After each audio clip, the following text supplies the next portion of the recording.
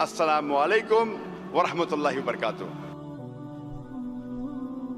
मैंने तकरीर सुनी एक रिपोर्टर जिसका नाम है योवन रिडली। योवन रिडली एक ब्रिटिश रिपोर्टर है। जब अटैक होता है अमेरिका का अफगानिस्तान पे, भाई साहब को दुख हो रहा था जब मैंने कहा कि अमेरिका टेररिस्ट है। दुख हो रहा था उनको। जॉर्ज बुश अगर आपके रिश्तेदार तो माफी चाहता हूं मैं।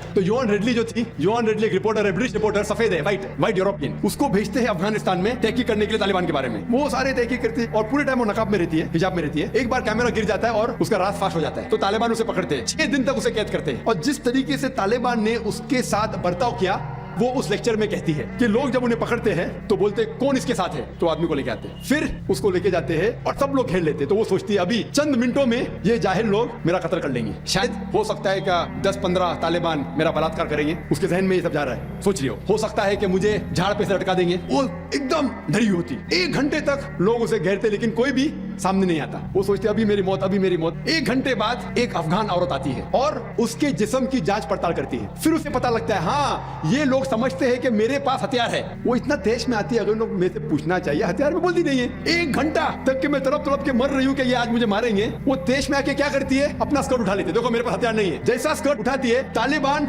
180 डिग्री उस तरफ देखते भाग जाते हैं। तो वो कहती है अपने तकरीर में तालिबान को मारने के लिए बम गिराने की जरूरत नहीं। वो कहती है अगर औरतों के कपड़े छोड़ेंगे तो तालिबान मर जाएंगे शर्म के मारे। और वो तकरीर करती है कि इस इज्जत से मेरी हिफाजत की 6 दिन तक के वो तालिबान लोग ने। और जब उसे पूछा जाता है सवाल जवाब के नशिस्त में क्या आपको लगता है कि अल कायदा ने WTC को गिराया, तो वो योवन रिडली कहती है मेरे हिसाब से अल कायदा मौजूद ही नहीं है। ये उसका कहना है, मेरा कहना नहीं। और जब उसे आजाद किया जाता है 6 दिन के बाद, और जब बाकी रिपोर्टर्स पूछते आपके साथ क्या सलूक किए, तो उन्होंने कहा इतना अच्छा हुस्न सलूक किए कि रिपोर्ट के अंदर ही नहीं आया। और उसने सिर्फ ये वादा दी थी कि मैं इंग्लैंड जाके वापस से कुरान मजिद का तर्जुमा पढ़ूंगी। तो वो जाती है और चंद महीने बाद कुरान का तर्जुमा पढ़ती है। और उसके बाद बिस्मिल्लाह ar-Rahman ar-Rahim. Brothers, sisters, friends, Assalamu alaikum. Welcome. It gives me tremendous pleasure to be in New Zealand and to share my story with so many of you tonight. Now I can see a lot of non-Muslims in the room. Just relax, I'm not Islam's answer to Billy Graham. I want to share the story with you so you can enjoy it, maybe understand a little bit more about Islam. The title of the story is From Kabul to Kaaba, but I want to take you back a few weeks before I entered Kabul. I want to take you back to September 11. I bet everyone in this room can remember exactly where they were, who they were with, what they were doing when they heard about September 11. The Muslims that I have spoken to who saw the horrific events unfold on television told me that at the moment of the second plane going into the Twin Towers and realizing it was a terrorist strike, their first reaction was, please God, don't let this be the work of Muslims. I was in my newsroom in Fleet Street in London when I noticed people gathering around the television sets that were there. And I shouted over to somebody at the Sunday Express and said, what's going on? And they said, oh, there's been a terrible accident. There's a plane crashed into one of the Twin Towers in New York. And there's something compelling, isn't there, about live news breaking and live pictures. And I went up and joined everybody else and watched the drama unfold. And then we saw the second plane going in. I've told you about the immediate reaction of Muslims. My immediate reaction was, this is a big, big story. It's bigger than the assassination of JFK, could even be bigger than man landing on the moon. I've got to get out to New York. My reaction was different to those of the Muslims, certainly. By the time I got to Heathrow Airport, the Twin Towers had imploded, the Pentagon had been hit, a plane had gone down in Pennsylvania, America was at war, it was under siege. Her airspace had been closed down, her borders had been sealed, and I physically couldn't get into the country. No matter which airline or which route I looked at, it was impossible. And so I hung round Heathrow in and out for the next 4 days. Finally, I got that ticket for the first flight out to New York. And as I was making my way to the departure lounge, my phone went, and it was my boss, the news editor. He said, "There's been a change of plans. We want you to go to Pakistan." I was furious. The contacts that I had been making were in New York. My clothes that I had packed were for New York.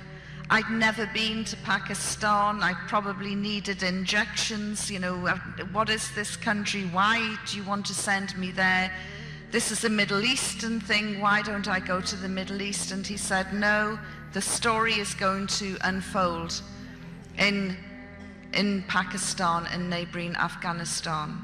Within 12 hours, I arrived in Islamabad, dressed for New York, which went down very well, as you can imagine.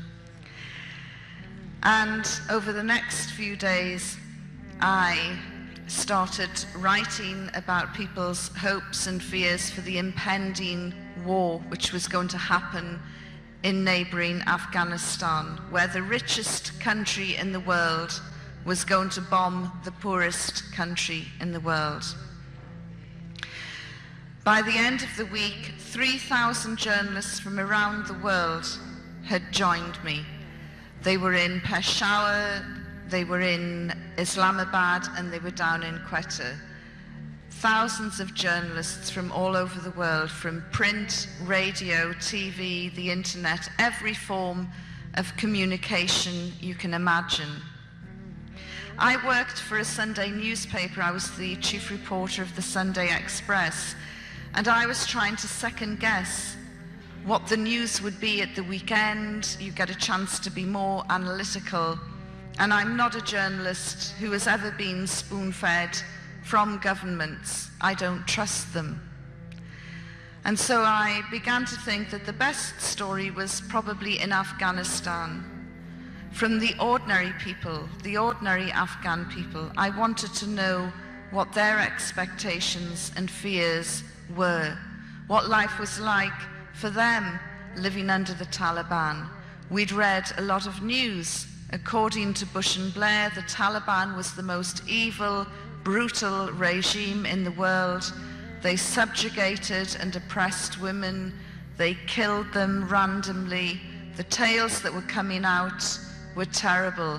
I distinctly remember Tony Blair saying, "These people are so evil, they won't even let their children fly kites."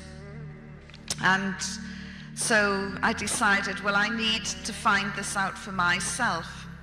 And I went to the Taliban embassy in Islamabad, and I tried 3 times to get a visa, and 3 times I was rejected. And so in the end, with my guides, I had got 2 or 3 guides who were helping me, I decided to sneak into Afghanistan. The idea was planted in my head by the BBC's chief correspondent, John Simpson, who had put on a burqa and put his toe into Afghanistan and said, "Hey, look, I've become invisible." And I thought, well, if the BBC's gargantuan correspondent can become invisible, then surely it will be easy for me. And so we devised a plan that we would be part of a wedding party. I would go in with 2 guides, one from the NWFP province in Pakistan, the other one was born in Afghanistan. And we went in as a group.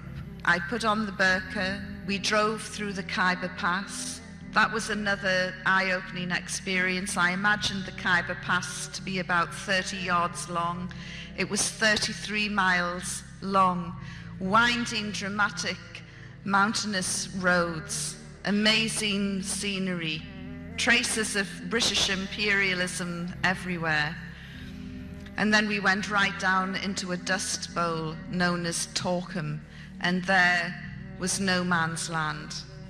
We got out of the car and started to walk towards the Taliban checkpoint, where some very scary-looking men with great big beards and big black turbans and Kalashnikovs were sitting, waiting. Suddenly I could hear my heart thump, thump, thump in my ears, and I'm beginning to think maybe this isn't such a good idea. I wanted to turn round and run away, but I'd gone beyond the point of no return. But it was as predicted. I had become invisible. I didn't even warrant a first look, never mind a second look, as we crossed the Taliban checkpoint. I think I was a cross on someone's ID papers. And we went across, we jumped into a taxi, and we headed for the first major city, which was Jalalabad. I was very tense, very excited. I was going to see firsthand what life was like in one of the major cities in Afghanistan, in this male-dominated regime where women were oppressed and subjugated according to Bush and Blair. When we pulled up at the marketplace, I was really surprised, because there, who was doing all the shopping? The men. You can't get Western men into supermarkets or to do the shopping, and there were all these men doing the shopping. I thought, well, this is a good sign. Of course, the reason for that was under the Taliban regime, women were not allowed to talk to strange men. And strange men were any men other than a husband, a father, a brother, or a close male relative. So doing something as simple as buying a bag of sugar was virtually impossible unless you were related to the trader. There were women around. They were all wearing the burqa, and they were in the company of their mahram, or male companion escort. I sat on the edge of the marketplace and watched, and there were lots of Taliban around, and people seemed very excited and very happy. They didn't seem as though they were about to be bombed by the most powerful nation in the world. People seemed relaxed, and I was quite surprised. Our party then went with provisions to a tiny village, not even the size of this hall. And we went into the village, and there was lots of tears and laughter as one of their own had returned, and he brought with him his cousin from the NWFP, his wife, his children. And then they said, well, who's that? Pointing at me. And he told them in Pashto. I didn't understand the language, but I could tell from the reaction that they were not at all happy. Why on earth have you brought a Westerner into our midst at a time of war? That day, the Taliban spiritual leader, Mullah Omar, had just announced that anyone helping a Westerner would be executed. So naturally, they were angry, they were nervous, they were agitated. But within half an hour, the natural exuberance and hospitality and curiosity of the Afghan people overcame the villagers, and they started talking to me. The first was a young girl in her 20s, and I said, what do you think about this impending war? And she said, I am so angry. I should be in a hospital by now, qualified as a doctor, ready to help my people, ready to save lives. People are going to be wounded in this war, and I could help and save them. And I said, so what is your problem? She said, my training was stopped a couple of years ago. The Taliban closed down the training center and sent all the instructors home. And here I am now, back home, rotting away in this village when I should be helping my people. And I felt very sorry for her, and I could feel her frustration. Here was a young, ambitious girl, and her life seemed to have been put in limbo.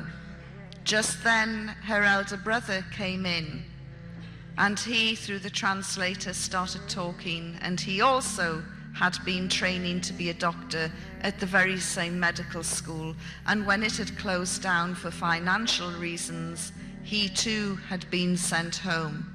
So it wasn't just the girl who was being affected, her brother was as well. And as we were communicating with the help of the translator, an Afghan lady walked in, and she looked at me very carefully, and she put her hands on her hips, and she really looked me up and down. And then she said through the translator, "Have you any children?" And I said, "Yes, I have a daughter." She said, "Just one?" And I said, "Yes, just one." And she pushed me, very strong. I lost my balance and went the other way. And she said, "You English and American women, you are all so pathetic. All you can ever have is 1 or 2 children. Me, I can have 15. And when you run out of your boy soldiers, I will be producing more." Don't think that Afghan women are shy, retiring creatures. And I thought, well, if this is what the women are like, what on earth are the men like? And I said, "But aren't you afraid of America, of American soldiers?" She said, "Dare one American soldier come into my village, and I will get those pots and pans, and I will fight him back myself." And I thought she probably would. Then she said, "Look, I'm really sorry about this mishap. We're very sorry, but this mishap in New York, it has nothing to do with us." And she kept calling 9/11 a mishap. And I thought, you know, this is really provocative, this is so offensive, this is insulting. 6,000 plus people have died, that's what we thought at the time, and you're calling it a mishap? And then I realized that under the Taliban, televisions were banned. Nobody saw the dramatic images that we saw, which were played on our TVs every day, day in, day out, for more than 2-3 weeks, whipping up the anger and the hysteria and the fear, watching the towers being hit, the towers imploding. They didn't see any of that. They lived in single-story buildings. So trying to convey to them the full horror of someone trying to jump from the 101st floor rather than face the inferno inside was very, very difficult. And that is why the Afghan people referred to 9/11 as a mishap. But she said, "We're very sad. But what has this got to do with us? Why do the Americans want to bomb us? We didn't do that." And her argument had some logic to it. As the afternoon progressed, I could tell that people were getting more and more nervous by my presence in the village, and we took some photographs after some persuasion, and then we left. We thought we'll head back early. But by the time we got back to Torkham, the gates had closed, these great big metal gates, and we couldn't get through. Apparently Pakistan had sealed the border. They weren't letting anybody in or out. We stayed overnight, and the next morning we went back to the area of Torkham, and again the gates were closed. And I said to my guides, if I don't get back by a certain time, my news editor will raise the alarm, and there will be all sorts of panic. And one of the guides said, well, we can go through a smuggling route. And my eyes lit up at this. I thought, this is very exciting. This will give me something to write about and add to the humanitarian report that I will be doing. And I said, great, okay. And I imagined that we'd be going through narrow mountain passes and ducking from bush to bush, and it would be really exciting because the border with Afghanistan is about 1,400 kilometers long. And there are said to be about 300, 400 smuggling routes. So you can imagine how porous the border is. And so we went to this area called Dowa Barber.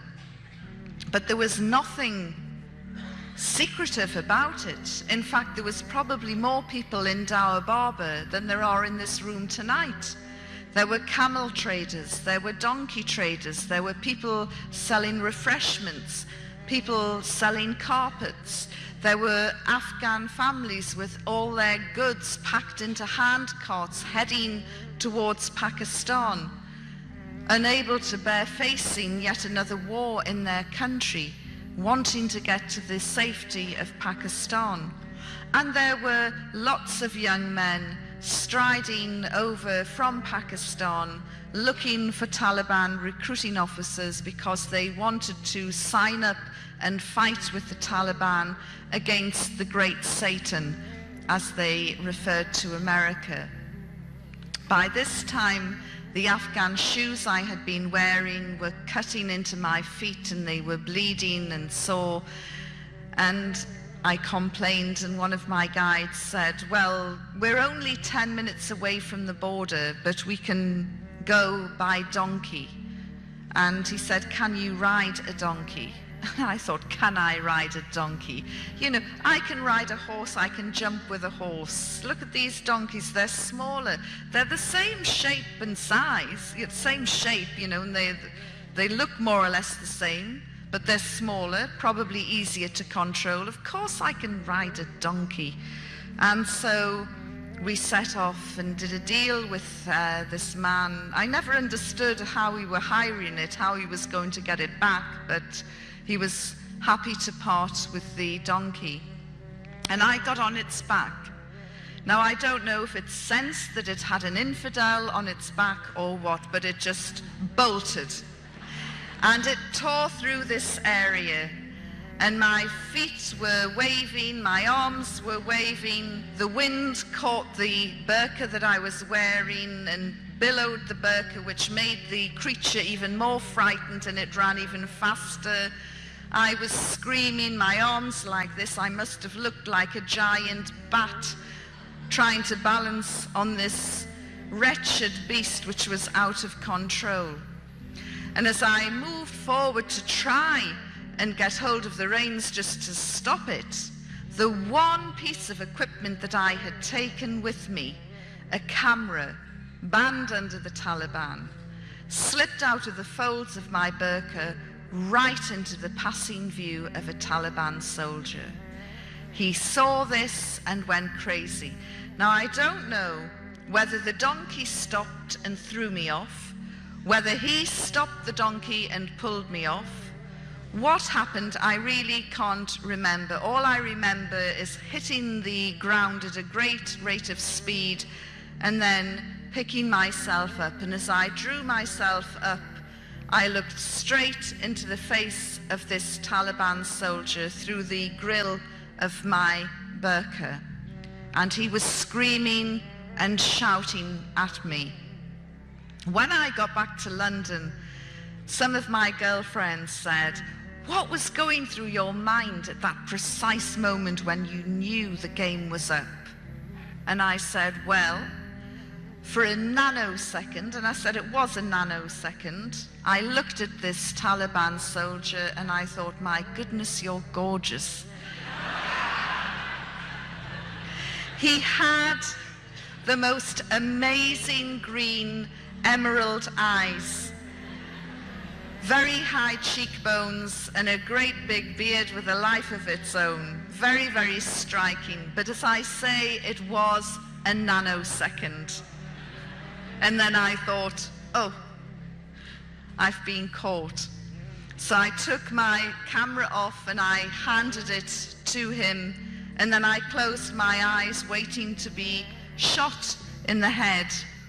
And when I opened my eyes after a few seconds, he'd gone. He'd gone over to the man who hired the donkeys. He wanted to know who is in charge of this woman. And then he would get to the bottom of the camera. I was delighted. I thought, I can get away. He still doesn't realize that there's a Westerner under the burqa. And I turned and went to attach myself to another group to follow them over the border. And as I walked away, I looked behind, and by this time a crowd of about 100 men had surrounded my two guides, and the soldier was in the middle, and he's screaming and shouting and waving the camera at him. One of the guides had been smacked across the face and he had a bloody nose, and the other one was trying to calm down the situation. And I looked and I thought, I can't leave them behind. Although we had made an agreement that if things did go pear-shaped, none of us knew each other, I couldn't abandon them. And so I went back and I tried to push my way through these very angry men, and they pushed me back. This was man's business. It had nothing to do with a woman. So in the end, I removed my burqa and said in a very loud voice, "Will somebody let me through?" You could have heard a pin drop. And then there was a parting like the Red Sea as I walked towards the handsome soldier, who by this time was looking really gormless because his jaw just dropped as he saw a Westerner, a blonde-haired, blue-eyed, come towards him. And I thought, he is going to be so happy to have got his hands on a Westerner that he'll forget all about my two guides. And as I walked, I shot them a sideways glance, and I could see by the full horror on their face that just when they thought things couldn't get any worse, they had. I had emerged. I went up to the soldier, demanded the return of my camera, and once he'd recovered, he got the three of us and we were bundled into a vehicle and taken off in the direction of Jalalabad. During the journey, the driver and the Taliban soldier had a very fierce exchange, and they kept looking back at me and arguing and looking back, and suddenly the driver did an emergency stop. The soldier asked me to get out of the car, and then he took me to this raised piece of ground and asked me to stand on it from the way he was motioning. So I stood on this raised piece of ground, and then he went off. He went marching off to my left, and I thought, where's he gone?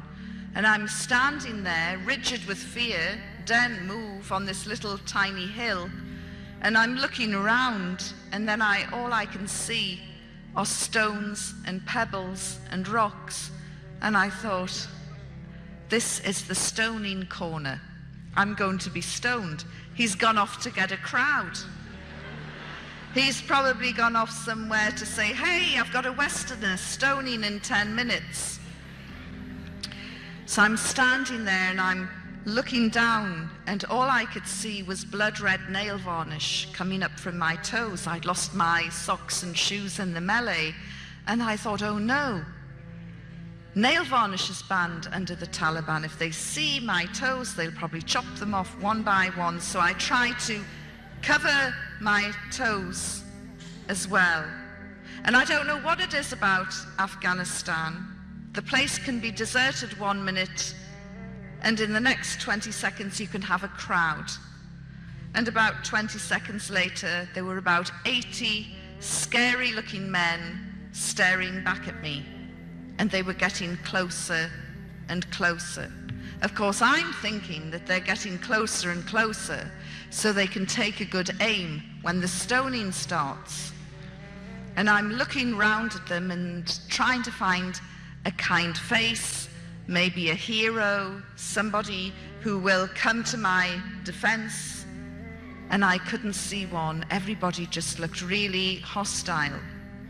Of course, the reason why they were getting closer and closer was to have a better look, because in Taliban-ruled Afghanistan, no man saw another woman's face unless she was a mother, a sister, or a daughter, or a close female relative. So seeing me would be a bit like seeing a panda in the zoo for the first time. So they were getting closer. Of course, I'm thinking they're getting closer so they can take aim when the stoning starts. I mean, we can laugh about it now, but I really thought that the final minutes of my life were being played out in this godforsaken area. And as I looked around, they say that your life flashes before you. Mine didn't. I'm just thinking, how can I get out of this situation? And then I remembered my time as a Sunday school teacher, and there was a biblical scene where Jesus had said at a stoning, "Let him without sin cast the first stone." So I thought, right, I'm going to say that. Of course, it never occurred to me they wouldn't be able to understand me. But I thought, no, I'm going to say, okay then, bring it on, but let him without sin cast the first stone. And so I'm playing this out in my mind, and then I'm looking round, and I thought, no, there's probably some pious so-and-so at the back saying, that's me, and he'll start the stoning. So all of this is going through my mind when suddenly the Taliban soldier returns, and he has with him a woman wearing a burqa. She comes up behind me and turns me around very briskly and starts to frisk me. And I thought, oh, they're not going to kill me. Well, not just yet anyway. They're trying to find out if I'm carrying any weapons. And isn't it strange that he's gone off to get a woman? You know, why wouldn't he just search me himself? Obviously showing more courtesy than British police. And so all the fear that I had felt and the terror just melted away with relief. And then I became very angry. Those men had made me feel as though I was going to die. So I pulled away from the Afghan woman and I swung round at these wretched men. And I was wearing, I want you to picture the scene, my burqa had gone, but I was wearing a shalwar kameez, the trousers and an orange dress down to the knees. And I swung round at these men, very angry, and I said, I am not carrying any weapons. And to emphasize this, I picked up the hem of my dress and said, look. Well, there was a collective sharp intake of breath. And then they all turned round and ran as though the devil was snapping at their heels. I don't know if any of you have seen the Carry On film where the Scottish regiment lift up their kilts at the natives and they run off, but it was the same effect. Of course, this was highly inappropriate behavior for a woman in Afghanistan, as I was to find out. And the lady wearing the burqa swung me back round and whacked me across the face. She was in such a state of shock at this vulgar display. Anyway, having established that I'm not carrying any weapons, I was then bundled back into the car and driven off to Jalalabad. I was taken into the intelligence headquarters and introduced to the head of intelligence, who understood a little bit of English. I apologized for causing any inconvenience, and he asked me to write down my personal details and telephone contacts to prove that I was a journalist. After I had done that, he said, we are about to eat. You must have something to eat. And I said, well, that's very kind, but I need to use the telephone first. And he said, no, you can't use the phone. So I said, in that case, I won't eat either as a guest or a prisoner of the Taliban until I can use the phone. And what started then was the war of attrition, which was to last 10 days. Now, you would think that the most evil, brutal regime in the world couldn't care less if one of their prisoners had gone on hunger strike. But these men were very, very upset.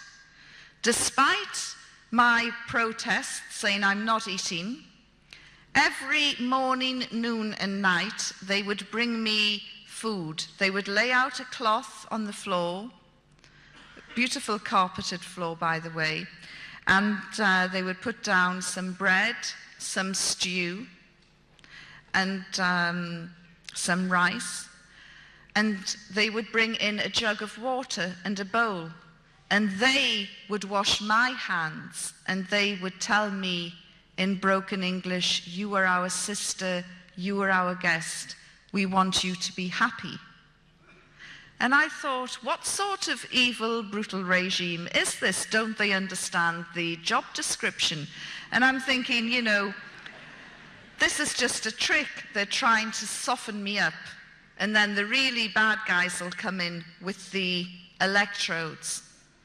In fact, isn't it strange?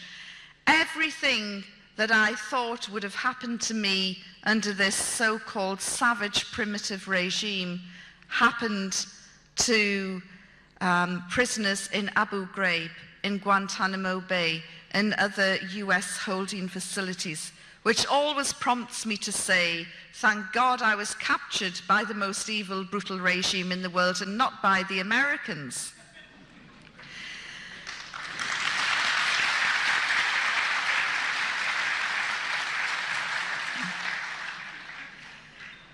By the third day, they called the doctor. Not that I was feeling unwell at all, but they called the doctor and he came, a little man who trained in Germany, and he looked in my eyes, my ear, took my pulse, looked in my mouth, and I thought, they do this, don't they, on death row in Texas just before they're going to execute somebody. They like to make sure that they're fit and healthy. And then he took my blood pressure, and something bothered him because he then took it again. And I said, yes, I know I have high blood pressure. And he said, no, you don't. Your blood pressure is normal. I said, don't be so ridiculous. It can't be normal. You know, I'm about to be killed by the Taliban. How on earth is my blood pressure normal? And he said, look, and he did it again. And it was normal. I said, there you are, 3 days with the Taliban and you've cured my blood pressure. Thank you very much. On the 5th day, there was a little guy called Hamid, the doctor's son actually, who acted as the translator, and he came running into my room very, very excited. He said, you were on the front page of the papers. And he brought in the weekly paper from Jalalabad. And although photographs were banned under the Taliban, there were 2 pictures of me from Reuters on the front page with a little story and headlines that took over half the page. The headlines looked longer than the story. And I said, what does the headline say? And he read it out and he said, it says, the Taliban has cured Yvonne Ridley's blood pressure and she's very happy.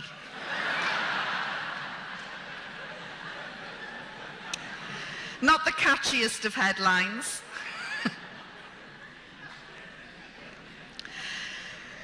During those 6 days in Jalalabad, a procession of very scary, fierce-looking men came into the room and through Hamid asked me questions, and the interrogations would go on until maybe 8, 9 o'clock at night. They never physically threatened me. The worst thing that they said to me was, if you don't tell us the truth, you will be here for 20 years. I assured them that they would get sick long before I did. And I had decided on quite a risky strategy, really. I had decided to be the prisoner from hell. I had bought into the propaganda, you see, that this was the most evil, brutal regime in the world, and it didn't matter what I said or did, they were going to kill me at the end of the day, when they wanted to. And so I just thought, if I'm nice, they're going to kill me. If I'm nasty, they're going to kill me. Well, I'm just going to go down fighting. And so I was very abusive and aggressive. And the harder I pushed them, the nicer they were. And they would say, "Why are you angry? You are our guest. You are our sister." Hamid had to translate my words. And one day he said to me, "I am terrified of these people, and you should be as well. And it's not nice for me to translate your words. I get scared." On the 6th day, Hamid came to see me, and his face was nearly black with fear. His mouth was so dry he could hardly talk. And he said, "You have a very important visitor." And I said, "Who is it?" He said, "I can't tell you, but you must be respectful." I said, "Well, who is it? Is it Mullah Omar?" And he said, "Please, just be respectful. You have to show some respect. This is a very, very important person." So I'm thinking, I wonder who it can be. 10 minutes later, there was a knock on the door. Although I was the prisoner, I had my own key. And so I unlocked the door, opened it. Hamid stood aside, and there in front of me was a man who made my blood run cold. The hair on the back of my neck lifted. For 6 days I had avoided talking about religion, and there in front of me was a religious cleric, a Milano.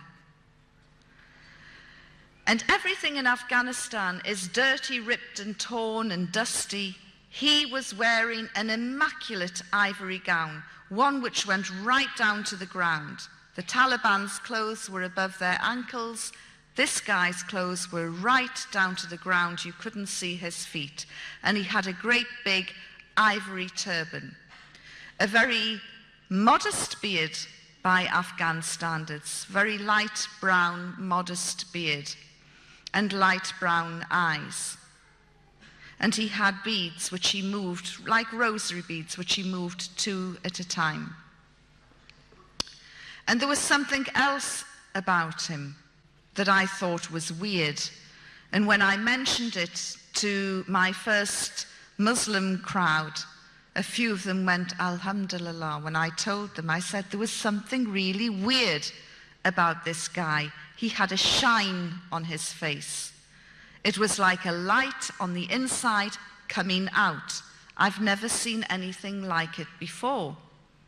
And I was told by my Muslim friends back in London, this is the nur, the light that comes out of somebody who is very pious, very practicing, a very good person. I didn't know that at the time. I just thought there's something weird and spooky about this guy. After I recovered, I moved aside and invited him into my room. And he was so graceful and elegant, he didn't even seem to walk. He just glided in and glided down. And I sat opposite him, and Hamid acted as the translator. And he said, "What is your religion?" And I thought, oh, here we go. I said, "I'm a Christian." He said, "Yes, but what sort of Christian? Are you a Roman Catholic? Are you a Protestant?" I said, "I'm a Protestant from the Church of England." And he's smiling and moving his beads. And he said, "And what do you think of Islam?" "Oh," I said, "it's fantastic. It's absolutely wonderful." Of course, I knew nothing about Islam, very little, and the little that I knew was totally wrong as it turned out. And I went off in praise for 2 minutes of this faith that I knew so little about. And he smiled and he moved his beads. And then when I finally stopped running out of adjectives, he said, "Islam is a beautiful religion." I couldn't agree more. And then again, I ran off in praise of Islam. And he smiled as he listened, and Hamid translated.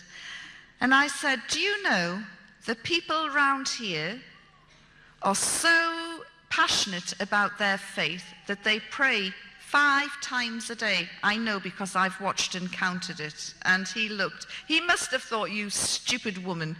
But I didn't realize that Muslims are expected to pray 5 times a day. So he moved his beads, and then he said, "So, you would like to convert?" And I thought, he's led me into a blind alley here. If I say, "Yes, I'll convert," he'll accuse me of being fickle and insincere, and he'll say, "Take her away and have her stoned." If I say, "No, I'm not interested," he'll say, "How dare you insult Islam? Take her away and have her stoned." So I'm trying to come up with the right answer. And then in the end I said, "Look, I can't make such a life-changing decision while I'm in prison, but if you let me go, I promise I will read the Quran and I will study Islam." And he smiled and he didn't say anything more, and he rose up and he glided out. Hamid went scuttling after him, and he returned a few minutes later and he said, You're going home on a red crescent plane." Well, I punched the air and congratulated myself for having dealt with this Maulana, this religious man, in such a clever way. And within a few minutes, the little goods that I had accrued were in a plastic bag, and off I was in a truck heading for Kabul. 7 hours later, after a dusty, bumpy ride, we came into Kabul and drove straight past the airport. But I was okay. I just thought, well, there are other Westerners being held by the Taliban. We're probably going to pick them up. All I know is that I'm going home on a red crescent plane. That night, I was to find out another aspect to the character of the Afghan people. They don't like giving you bad news. They don't like telling you anything that will upset you or cause an adverse reaction. And so we drove past the airport, and then we pulled into a really grim prison. Everything that you would imagine a third world prison to be. And I was asked to get out, and I got out, and we walked down this dark, dingy corridor, and then they pushed open this little metal door with a little spy hole in it. And there, sitting on a concrete floor, were 2 Afghan women, one with a babe in arms and the other one heavily pregnant. And they said, "Tonight you will stay here." And I said, No, you've made a mistake. I am going home on a red crescent plane. Of course, the thing is, when you lead someone on, you have to deliver the bad news at some point. And so the bad news was delivered to me then. You're going nowhere. You were a bad woman. You entered our country illegally without a passport. You have to be punished. I screamed and shouted. There was no way I was going to go into this cell, and to get me out and get me to the airport. And I said to them, "You can't do this to me. I'm British." And they smiled. Just then, another cell door opened, and 6 women wearing hijabs came out. And one of them said to me, "Are you from the Red Cross?" I said, "You speak English?" And she said, "Well, I'm Australian." these 3 are Germans and the other 2 are Americans. And I went, oh my God, you're the Christians, the charity workers who were locked up for trying to convert Muslims to Christianity. And they said yes. And I said, look, there's been a terrible mistake. I'm supposed to be going home on a Red Crescent plane. Will you tell these people? And the women all spoke the language. And I could tell by the heated conversation and the expressions on everyone's face that I was going nowhere that night, certainly not on a Red Crescent plane. Deanna Thomas, the Australian girl, said to me, look, why don't you stay in our cell tonight and then we can sort this mess out later. And in truth, I hadn't had any female company for over 6 days. These girls spoke my language. Furthermore, if I ever got out of this hellhole, I might have an even better story to tell. So I said, yes, okay. And I followed them into their cell. And I looked around and it was so grim. It's everything you would think a third world prison to be. And suddenly I broke down and I started to cry. The first tears that I had cried since my captivity. And I said, well, the Taliban have finally broken me. And amid the sobbing, I felt for my cigarettes. Because although cigarettes were banned under the Taliban, when they realized I smoked, they gave me lots of cigarettes. So I pulled out my cigarettes and I was about to light up when I just said, oh, does anybody mind if I smoke? And the tears were coming down and I'm sobbing and about to light my cigarette when they all said, yes, this is a no smoking cell. How could I find the only no smoking cell in Asia? How unlucky can you get? They said, look, if you must smoke, go outside into the courtyard. We're about to have a meeting. Suddenly, my nicotine craving went, and I said, a meeting? And they said, yes, we have 2 meetings a day. And I'm looking round, and I'm thinking, what happens round here that they have 2 meetings a day? It's the escape committee. They're digging a tunnel, and this is a progress report. So I said, do you mind if I listen in to your meeting? And they said, no, not at all. So I suddenly forgot about my cigarettes for the time being, and I sat on the edge of this bunk bed, and the 6 girls sat in a circle on the floor. And then they pulled out their Bibles. And I'm thinking, I don't believe this. They have been charged under Sharia law with trying to convert Muslims to Christianity. They're in serious trouble. They could be executed. And now they're getting their Bibles out. And I'm looking at the door expecting the Taliban to come bursting in and beat them up or do something horrible to them. And nothing happened.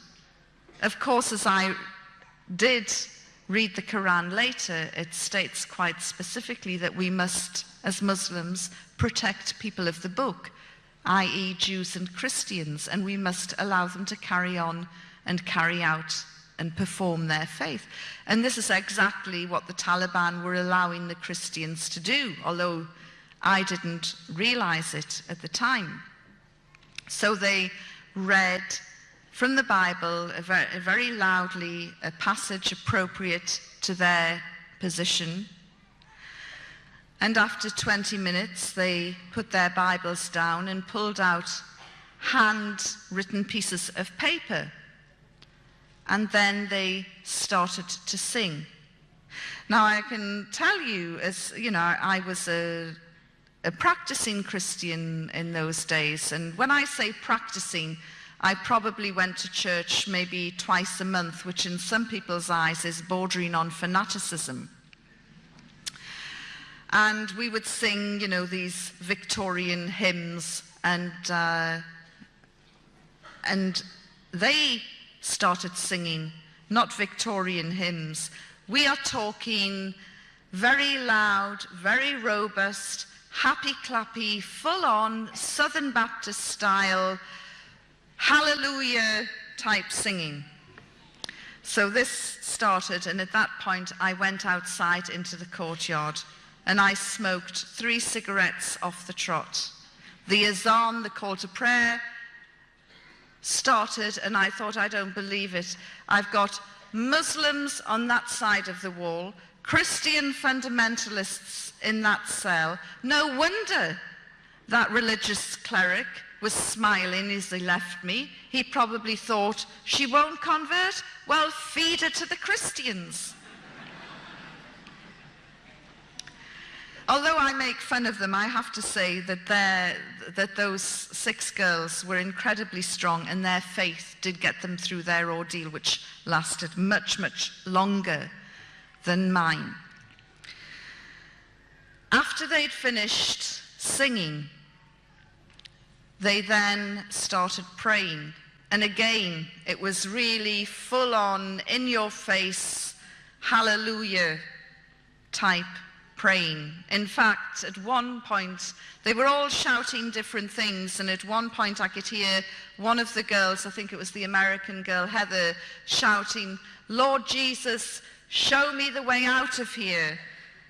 And I have a very gallows sense of humor, and I felt like shouting back, straight down the corridor and turn left, but there's a great big talib there. That night, I slept on this concrete floor with a very wafer-thin mattress. And when I woke up the next morning, I was given a change of clothes. In fact, I'm wearing the prison clothes now.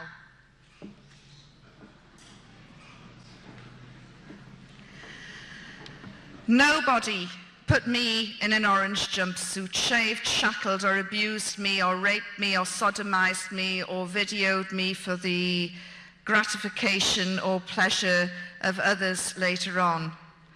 As you can see from what I'm saying, my experience was completely different to those who fell into the hands of the Americans. So that morning, a new change of clothes, so I set about washing the old ones. And one of the German girls took me into the courtyard and gave me a metal bucket and took me to a hand pump, and she said, you can get your water from there.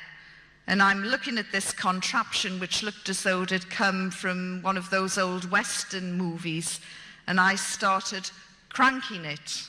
And eventually some water came out, and I'm saying, this is amazing.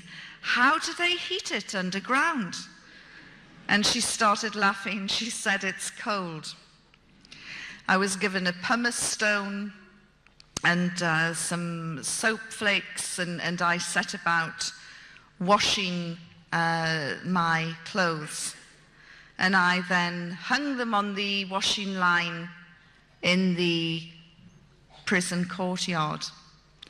Within 5 minutes, I'm sitting trying to enjoy the last days of the summer sun, and the prison governor came in, a great big man with a huge beard and really a very scary looking dude. And he came in, and in broken English he said to me, he growled at me, remove those garments. And I'm looking, I said, it's my washing. Remove them now. And I said, I can't. It's my washing. I am washing my clothes. This is a washing line. We dry our clothes on the washing line. Well, cover them up. And I'm looking, I said, you stupid man. You've obviously never done the washing in your life. How on earth will it dry if it's covered up? So he stood there for a couple of moments, and then he said, well, take those items down. And he looked the other way and sort of pointed. And I realized he was talking about my underwear. And I said, no, this is the female wing of the prison. If you don't like what you see, clear off. He said, remove them. And I said, no, if you don't like them, you remove them. And I thought he was going to explode on the spot. He then went storming off, and he returned 15 minutes later with the Deputy Foreign Minister of Afghanistan. These people are about to be bombed by the most powerful country on earth, and a diplomatic incident was unfolding as a result of my underwear.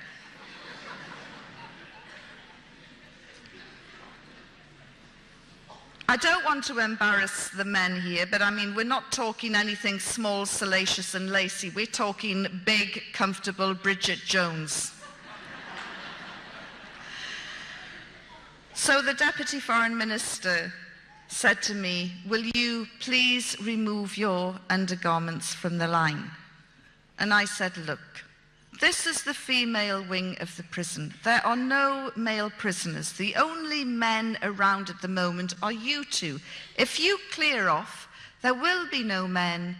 By the time they're dried, nobody's going to be any the wiser. He said, yes, but the Taliban soldiers live above the female wing of the prison. And if they look out and see those things, they'll have impure thoughts. I'm looking at my underwear in a new light now. I said, there's a very easy solution to this. He said, I knew there would be. I said, tell your men not to look out of the window. No, that's impossible. I thought, I cannot believe this. You know, America didn't need to fly over in B-52s and bomb these people. They should have just parachuted in a regiment of women soldiers waving their underwear, and the Taliban would have gone.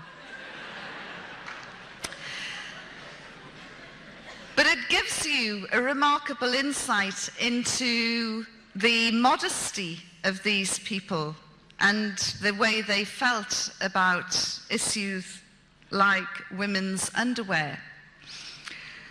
So the argument continued and went on long after the clothes had dried, and nobody emerged as a real winner, but I did get my dry clothes back. The next day, the 9th day, I was feeling really crotchety. I'd had 3 or 4 really rousing sessions with the Christian services. And in fact, you know, although the Taliban had banned singing and they'd banned music, they allowed them to sing, but they drew the line at music. And I am eternally grateful to this day that they confiscated their tambourines and guitars. But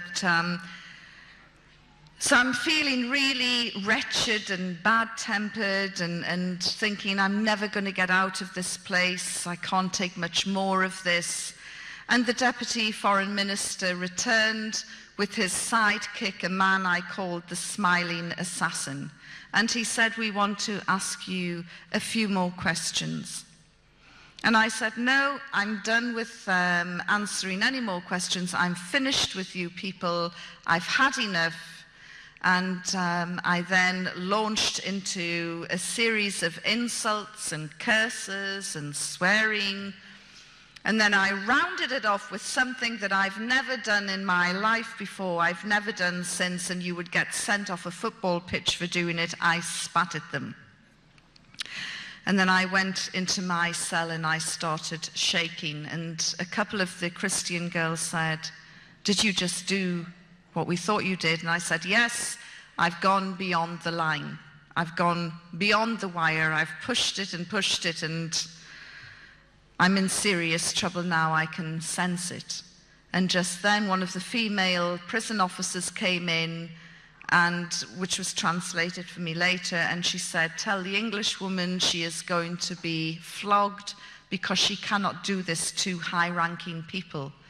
So I'm standing there rigid with fear, cursing me and my big mouth, and wondering Is there going to be a public flogging? Will Al Jazeera be there to record it? You know, what is going to happen? And I'm standing there, rigid with fear, and about 10, 15 minutes later, we heard the gates open in the courtyard. And Heather, one of the American girls, came running in and she said, "They've returned. Yvonne is going to be flogged." And just then, 3 of the Christians threw themselves down at me and grabbed onto my clothes and started saying, "Lord Jesus, don't let Yvonne feel any pain." And I'm standing there looking at them thinking, you know, you're making it worse. And just then the smiling assassin walked in, and he had in his hand the one thing that I wanted, the very thing I had gone on hunger strike for 9 days earlier. He had in his hand a satellite phone, and he strutted around the cell and showed off this satellite phone.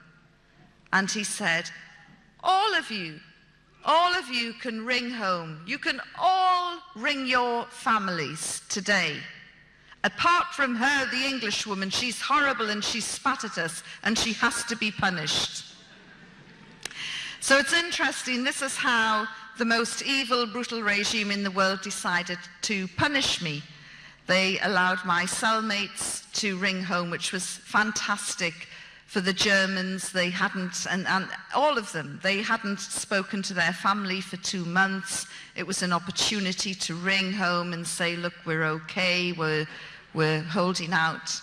And then one of the German girls went to the smiling assassin and made a special plea and said, look, Yvonne needs to talk to her daughter. Please let her call home. And he said, no, she's a horrible woman. She has to be punished.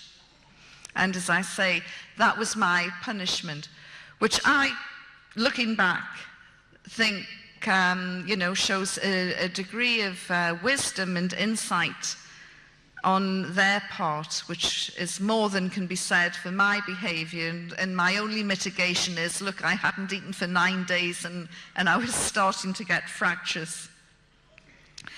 That afternoon, the senior officers returned and they removed me without warning, got my things together and said, you're going.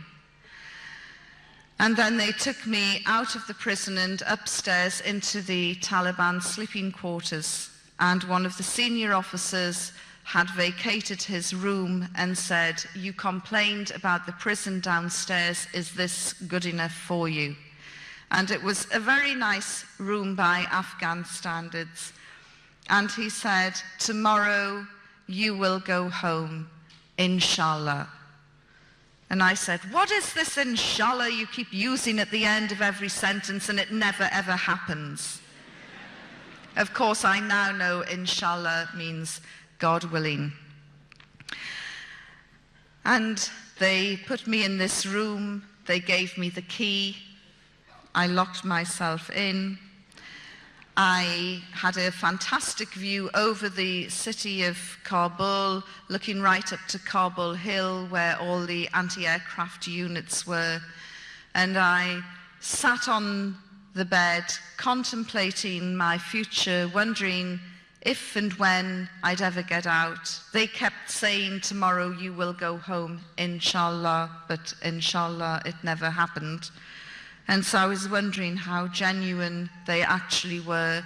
Why had they removed me from the Christians? Was this my last night on earth? Would they execute me tomorrow? I really didn't know. All of this was going through my mind. And then suddenly there was a huge rip, as though somebody had just torn the sky open. And there was a great big light. And it was the start of the war. That night, America and Britain dropped 50 cruise missiles on Kabul. You can hear a cruise missile from 20 miles away. These were coming within 1/4 of a mile of the prison. I had covered wars before, and I don't know why it had not occurred to me then, but it certainly occurred to me that night. These bombs don't discriminate. There's nowhere to run, there's nowhere to hide. Civilian, military, man, woman, child, these bombs cannot tell the difference. I'm going to be blown apart by a British bomb. I've got no doubt Tony Blair will blame the Taliban, and that will be the end of that. And it was truly terrifying. And I also thought, there is no way the Taliban will let me go now. Absolutely no way at all. And the next morning, there was a knock on my door, and I was told, please, there is a vehicle outside. We are going to release you. I couldn't believe it. But sure enough, there was a vehicle. They put me in it. We drove down from Kabul, through Jalalabad, down to Torkham, and eventually, after some shenanigans, I was handed over to the Pakistan authorities. And as I walked back across no man's land, the camera lights went up and the journalists started shouting, "How did the Taliban treat you?" And in truth, up until the point that I was released, I still didn't trust them 1 inch. And I thought everything that they were trying to do had a hidden motive. It was only at the point that they released me that I thought, you know what, they were quite an honourable bunch of guys. So when this journalist shouted at me, "How did the Taliban treat you?" I thought for a while, and then I said, "With respect and courtesy." This is not what the Western media wanted. The Western media wanted Abu Ghraib tales. They wanted abuse, rape, torture. They wanted to see scars. They wanted to see tears. There was nothing I could give them other than the truth. And sadly, for some people, the truth is never enough. When I got back to London, about 2 weeks later, one of my guides on the Pakistan side called me, and he said, "Madam, the village that you visited has been bombed by the Americans." That was the village Karma, which is smaller than this hall we're in now. And I said, "Look, Pasha, I know these terrible things happen in the fog of war. And it's awful, but these accidents do happen." And he said, "But madam, how can you accidentally bomb a village the size of Karma 3 days running?" Now then, the Americans were telling us all about their strategic strikes, their surgical strikes, their B-52 bombers coming at 30,000 feet. Karma wouldn't have even looked like a dot from 30,000 feet. It was quite clear to me that this was indiscriminate bombing of civilian areas. And in many ways, the Taliban were to blame because they kicked out all of the Western journalists. Whatever you think about journalists, we do have our functions and our role. We are the eyes, the ears, the witnesses. And by kicking out all of the Western journalists, they ensured that Britain and America could and would bomb indiscriminately across the country, slaughtering innocent civilians, which they did. That propelled me into the anti-war movement and made me become very, very active as an anti-war campaigner. At that same time, I remembered the promise that I had given to the religious cleric. And I thought, well, against all the odds, they kept their word. While they hung on to the Christians, they let me go. And really, I should keep my promise now. And I started to read the Quran. Very soon, groups of Muslims found out, and somebody gave me a wonderful English translation by Yusuf Ali with an index in the back. So I thought, great, I'll get this over and done with very quickly. I'm going to cherry pick and I'm going to read all about the subjugation and oppression of women and what promotes people to slam planes into towers. So I started cherry picking and going through all the women's issues. And then I had other Islamic literature to support my reading of the Quran. I couldn't believe what I was reading. The Quran makes it perfectly clear, crystal clear, no two ways about it. Women are equal in spirituality, worth, and education. Furthermore, the first convert to Islam was a woman. The first martyr to Islam was a woman. Women played major roles right from day one in Islam. They fought alongside the men. The Prophet, peace be upon him, picked out one particular woman and singled her out for praise during a battle, the Battle of Uhud, and he said, everywhere I looked, this woman was there, protecting me, fighting with me, fighting alongside me.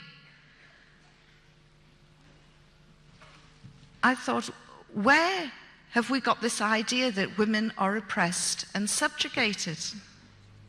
Where do we get it from? Who put the poison in our minds?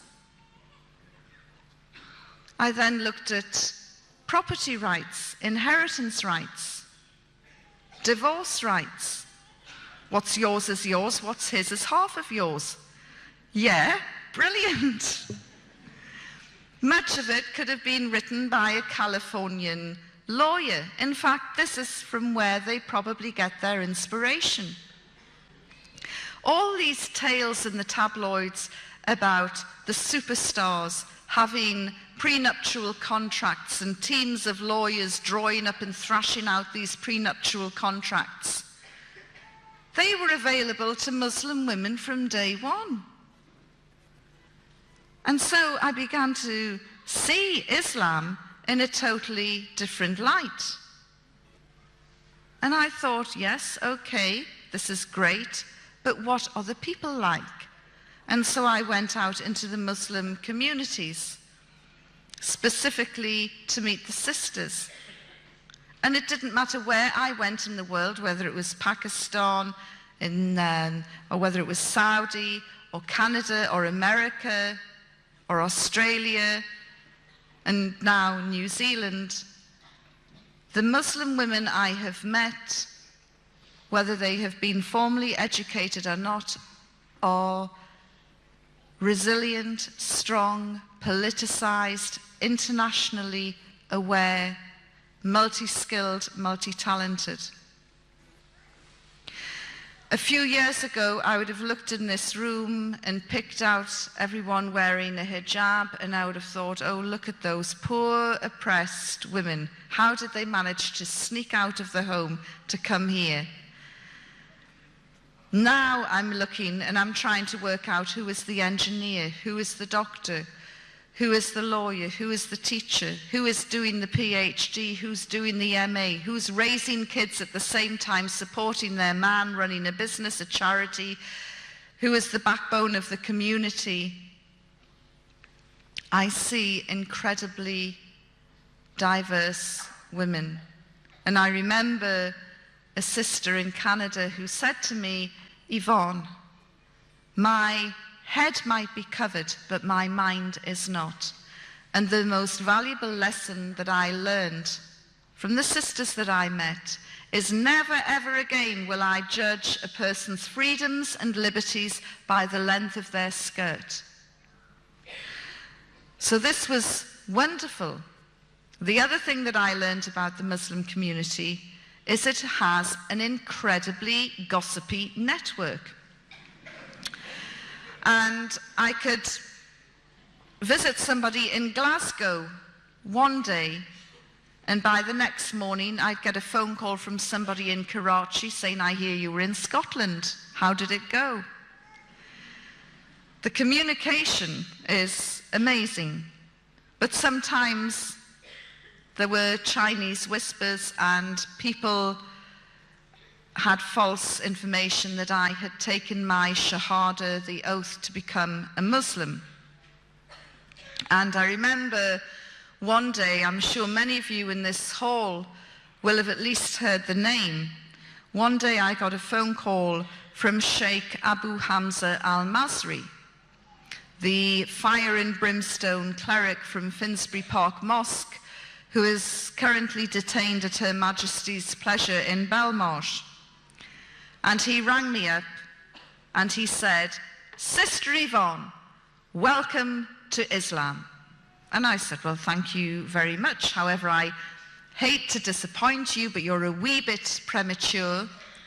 I haven't taken my Shahada yet, but, you know, I will get there, inshallah." And he said, "Well, take your time. This is going to be the most important decision you ever make in your life. Don't be rushed into it. Don't be pressurized into it. Make sure that you read as much as you can. Be convinced before you take your Shahada. We are all making dua, prayer for you." And I thought, I can't believe that this is the fire and brimstone cleric from Finsbury Park Mosque. The tabloids love to hate him because of his hooks and his eye patch, and they really have demonized him. And I said, "Well, thank you very much for your understanding. I will keep you informed with my progress." And I was just about to close the line when he said, "Well, there's just one thing I want you to know." And I said, "Well, what's that?" He said, "Well, if you go out tomorrow and you're hit by a bus, you will go straight to hellfire." I said, "Thank you," and closed the line. And that made me nervous. It made me very nervous. So I took a copy of the Shahada and I carried it round with me. And I would address meetings like this and I would say, "Look, if you come across an accident and you hear someone shouting for 2 Muslim witnesses, please come running fast because it's me trying to get in before it's too late." Happily, there was no such accident. And on June the 30th, in 2003, at 11:30 in the morning, I took my Shahada and declared my belief that there is only one God and that Muhammad, peace be upon him, is his messenger.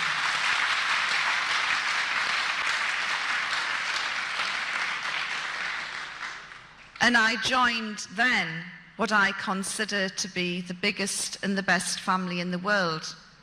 And I know that wherever I go in the world, it doesn't matter how remote the place is, I will meet brothers and sisters who will give me their love and support and help if I need it. And that is very important to me. I was also lucky enough in January this year to go on Hajj, the annual pilgrimage which Muslims are required to do at least once in their life. As I say, the Saudi women don't think for 1 minute that they're oppressed or subjugated. They're like a tightly coiled spring and they are really ready to launch into the political scene in Saudi Arabia. There were elections earlier this year. Women weren't allowed to vote. Let me tell you, I really feel that the next elections, not only will women be voting, they will be standing as well. These women are really, really remarkable, and as I say, they're in the wings and they're ready to launch. Unfortunately, because of Saudi's restrictive media rules, we hardly get to find out any real news that is happening there. But these sisters from Jeddah told me how distressed they were during the second Intifada, the uprising in Palestine, how distressed they were, and they had been discussing this in the mosque after Friday prayers. And they wanted to show their solidarity with their Palestinian sisters. So they did something that is forbidden in Saudi. They had a spontaneous demonstration. And they shouted and demonstrated, and the police were called because of this public disorder. And the police moved in, and one of the main women stood in front of the police and she said, "Dare one of you touch us? We are Saudi women and you cannot touch us." And the police sprang back, and they were wondering, what on earth are we going to do with these women? We can't have them demonstrating. But they're right, we can't manhandle them and cart them off to jail either. And there was this standoff for about half an hour as the women continued with their protest. In the end, the police chief had a better idea, and they went and arrested all their husbands instead. They took them to the station, and they said the next time their wives did this, they would be charged. Which is a wonderful tale. So that was Hajj in January. Obviously, you're all aware of the London bombings. I live in central London.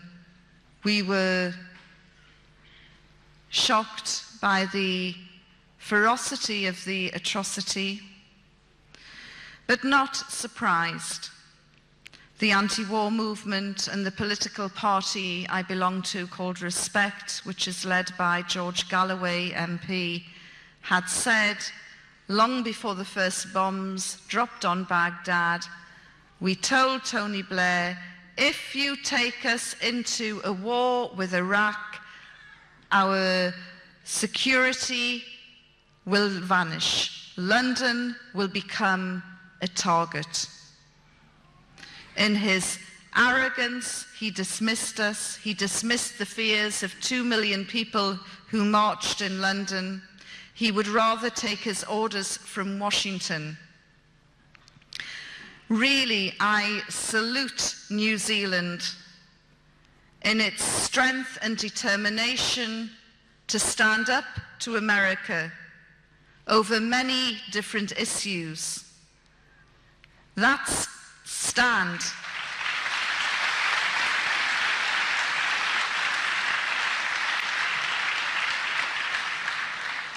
it should be me applauding you. That stand has made New Zealand one of the safest places on earth in terms of security, and certainly your anti-nuclear stance is admirable. Beware of siren calls from politicians like Winston Peters, who thrive only on hate.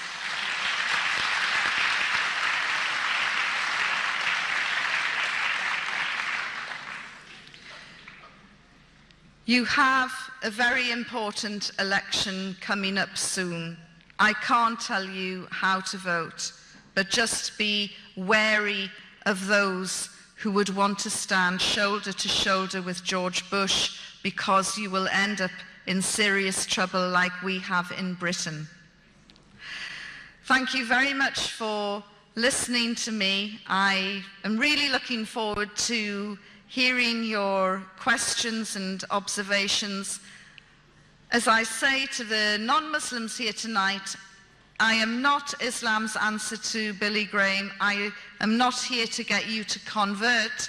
But if you are interested in learning a little bit more about Islam for your own benefit, not for any other reason, there's some books outside which you're welcome to take away.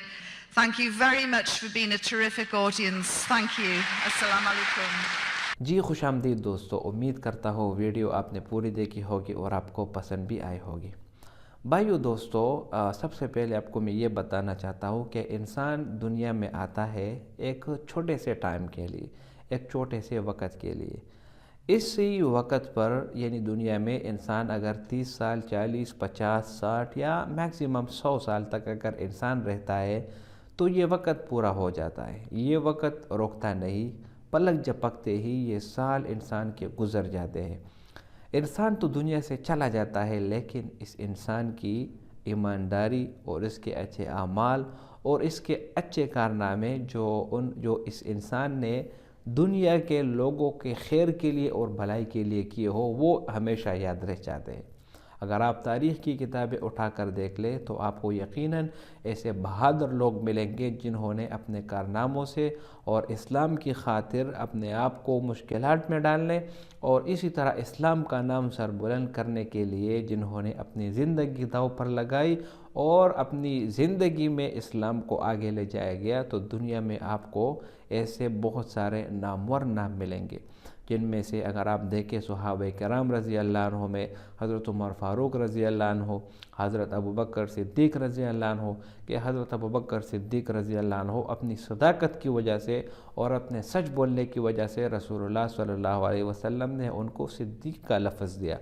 اسی طرح حضرت عمر فاروق رضی اللہ عنہ کو رسول اللہ صلی اللہ علیہ وسلم نے فاروق کا لفظ دیا کہ آپ کفر اور اسلام میں فرق کرتے ہیں، آپ ان دونوں کے درمیان فرق کرنے والے ہیں۔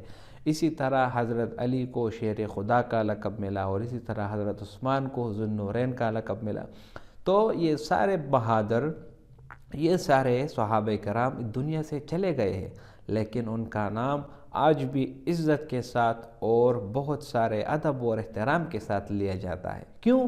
کیونکہ انہوں نے زندگی میں ہمیشہ سچ کا ساتھ دیا اور ہمیشہ انصاف کا ساتھ دیا اور ہمیشہ اسلام کی خاطر اپنے گھر بار چھوڑ کر اسلام کی سربلندی کے لیے کوششیں کی۔ حضرت ابوبکر صدیق رضی اللہ عنہ نے جب رسول اللہ صلی اللہ علیہ وسلم وفات ہوئے تو بعض لوگوں نے، مسلمان لوگوں نے بغاوت کی اور انہوں نے زکوٰۃ سے انکار کر دیا۔ انہوں نے کہا کہ جب رسول اللہ صلی اللہ علیہ وسلم چلے گئے تو زکوٰۃ کا حکم بھی چلا گیا۔ تو ابوبکر صدیق رضی اللہ عنہ نے ان غداروں کے خلاف جہاد کیا، اور اس کے بعد حضرت عمر فاروق رضی اللہ عنہ نے مسلمانوں کے ساتھ مل کر عظیم جنگیں لڑی اور اسلام کو عرب کے صحرا سے لے کر دور دور تک، بہت زیادہ لمبے کلومیٹر تک اور بہت دور دراز تک اسلام کو پھیلایا اور اپنی بہادری کی ایک مثال قائم کی۔ تو کہنے کا مطلب یہ ہے کہ بعض لوگ اس دنیا میں آتے ہیں لیکن ایک نام چھوڑ کر جاتے ہیں اور ہمیں سبق دے دیتے ہیں کہ ہمیشہ سچ کا ساتھ دو اور انصاف کا ساتھ دو۔ یہی رپورٹر جو ابھی آپ کو میں نے بتایا، اس کی ویڈیو آپ نے دیکھی، اس کی کہانی آپ نے سنی، تو یہ ایک غیر ملکی رپورٹر تھی، انگریز تھی، نیو یارک جا رہی تھی، تو اس کو کال آیا کہ آپ پاکستان جائے اور وہاں سے آپ افغانستان جائے۔ تو یہ چپکے سے جو ہے نا طالبان کی ایک ویڈیو بنا رہی تھی کیمرے کے اندر، برقع پہن کر یا کچھ اور بھی طریقے سے۔ کہانی تو آپ نے سن لی ہوگی، لیکن صرف آپ کو ایک بات میں اس کی یہ بتانا چاہتا ہوں کہ انہوں نے طالبان کی ویڈیو بنانے کی کوشش کی، اس دوران پکڑی گئی، اور جس وقت طالبان نے اس کو پکڑا تو اس کا یہی خیال تھا کہ اب یہ مجھے قتل کر دیں گے یا میرے ساتھ زیادتی کر لیں گے یا کچھ اور کر لیں گے وغیرہ وغیرہ۔ تو طالبان کی اخلاق دیکھ کر اور طالبان کا رویہ دیکھ کر اس نے بجائے اس کے کہ بی بی سی اور سی این این کی طرح غلط اور منافقت اور اسی طرح غلط بیانیے سے لوگوں کے ذہنوں کو برین واش کرتی، اس نے ان سب کو ٹکرا کر ایک انصاف کا سبق لوگوں کو دیا، پوری دنیا کو یہ سبق دیا کہ طالبان ایک امن پسند لوگ ہیں، اسلام پر عمل کرنے والے اور اسی طرح عورت کی عزت کرنے والے لوگ وہ طالبان ہیں۔ اگر آپ بی بی سی اور سی این این کی طرف جائیں گے، باقاعدہ اس کا ڈاکٹر ذاکر نائک نے بیانات میں بھی کہا، اگر آپ ان کے بیانات سنیں گے تو آپ کو یہ پتہ چلے گا اور آپ یہ سن پائیں گے کہ مسلمان ایک دہشت گرد قوم ہے، اسلام میں جو ہے نا وہ عورت کو حقوق نہیں ملے، اور اسی طرح بہت سارے ایسے الزامات اور ایسے بدنیتی پر مبنی تحریریں آپ کو پڑھنے کو ملے گی، آپ کو سننے کو ملے گی، جس سے اسلام کی بدنامی کا خدشہ ہو۔ تو یہ بی بی سی اور سی این این دوسرے رپورٹروں کو بہت سارے ڈالر دیتے ہیں، ان کو خریدتے ہیں، باقاعدہ ان کی جاگیرداریں اور اسی طرح ان کے راستے کی رکاوٹیں دور کرتے ہیں، اور اس کے بدلے میں یہ رپورٹر پوری دنیا سے ایک منفی رپورٹ بنا کر ایک رپورٹ کو غلط رنگ دے کر دنیا کو پیش کرتے ہیں۔ تو سلام ہے ایسی بہادر عورتوں کو جنہوں نے اپنے ایمان کی خاطر اور انصاف کی خاطر ان جھوٹے ڈالروں کو ٹھکرایا اور ایک صحیح معنوں میں اسلام کی ترجمانی کی۔ تو اب اس عورت کا اسلام قبول کرنا یہ بھی طالبان کی طرف سے ایک، میرے خیال سے طالبان کے اخلاق سے متاثر ہو کر اس نے اسلام قبول کیا۔ اگر آپ رسول اللہ صلی اللہ علیہ وسلم کی زندگی دیکھیں تو رسول اللہ صلی اللہ علیہ وسلم کی زندگی میں بھی 100 میں سے 90% کفار جب اسلام لائے تو وہ صرف اور صرف رسول اللہ صلی اللہ علیہ وسلم کی اخلاق سے متاثر ہوئے۔ بہرحال اس ویڈیو کو پلے کرنے کا مقصد یہ تھا کہ آپ جتنے لوگ BBC اور CNN یہ جتنے بڑے بڑے نیوز چینل ہیں یہ لوگوں کو کس طرح برین واش کرتے ہیں، لوگوں کی برین واشنگ کرتے ہیں، اس کے ذہنوں میں یہ بات بتلاتے ہیں کہ مسلمان اس طرح ہے، مسلمان اس طرح ہے، اور مختلف قسم کے غلط ویڈیوز اور غلط حرکات دکھا کر ان کو بھٹکاتے ہیں۔ اب اس عورت نے یہ ثابت کیا، اس رپورٹر نے یہ ثابت کیا کہ 5 انگلیاں ایک جیسی نہیں ہوتی۔ بعض رپورٹر ایسے بھی ہوتے ہیں جو آپ کو ہمیشہ سچائی اور حقانیت کے ساتھ دلائل دیتے ہیں۔ اگر آپ 9/11 کا واقعہ دیکھیں گے، جس طرح امریکہ میں ورلڈ ٹریڈ سینٹر کو تباہ کر دیا گیا، تو اس کے بعد ان امریکہ والوں نے، ان BBC اور CNN والوں نے اپنی رپورٹوں کے ذریعے اور اس امریکہ والوں نے ورلڈ ٹریڈ سینٹر کے نام پر، انتقام کے نام پر ہزاروں لاکھوں کروڑوں افغانیوں کا قتل عام کیا۔ کوئی بھی دنیا میں ان سے پوچھنے والا نہیں کہ آپ نے کیوں ان کو قتل کیا، اور خود باقاعدہ امریکہ کے ایک ایسے صحافی بھی ابھر کر سامنے آئے جنہوں نے باقاعدہ اس پورے ورلڈ ٹریڈ سینٹر کے ڈرامے کو، اس کی حقیقت کو بھی لوگوں پر دکھا دیا کہ یہ اصل میں ایک پری پلان ڈرامہ تھا، مسلمانوں کو بدنام کرنے اور اسی طرح افغانستان میں اپنی انٹری کرنے کے لیے انہوں نے یہ منصوبہ بنایا۔ یہ اپنے دماغ سے ایسے شیطانی چال کھیلتے ہیں کہ آپ حیران رہ جائیں گے کہ ان کی دماغ میں یہ شیطانی آئیڈیا آتے کہاں سے ہے۔ تو ایسے بہادروں کو ہمیشہ لوگ یاد رکھتے ہیں اور ہمیشہ ان کی جو کارنامے ہیں وہ بھی لوگوں کو بتاتے ہیں۔ اور اسی طرح ماشاءاللہ جب اس رپورٹر کو آپ نے دیکھا باقاعدہ اپنے جو ہے نا بالوں کو چھپائے ہوئے اور اسی طرح ایک مسلمانوں والا لباس پہنا ہوا، تو یہ ماشاءاللہ سے ایک پازیٹیو وے کی طرف لوگوں کو دھکیلتی ہے اور ہمیشہ آپ کو یہ درس دیتی ہے کہ ہمیشہ سچ کا ساتھ دو۔ اگر سچ کا ساتھ نہیں دے سکتے تو خدا را کبھی بھی منافقت والے کام نہ کرو۔ امید کرتا ہوں ویڈیو آپ کو پسند آئی ہوگی۔ اگر ویڈیو آپ کو پسند آئے تو اس چینل کو سبسکرائب کریں۔ بہت شکریہ۔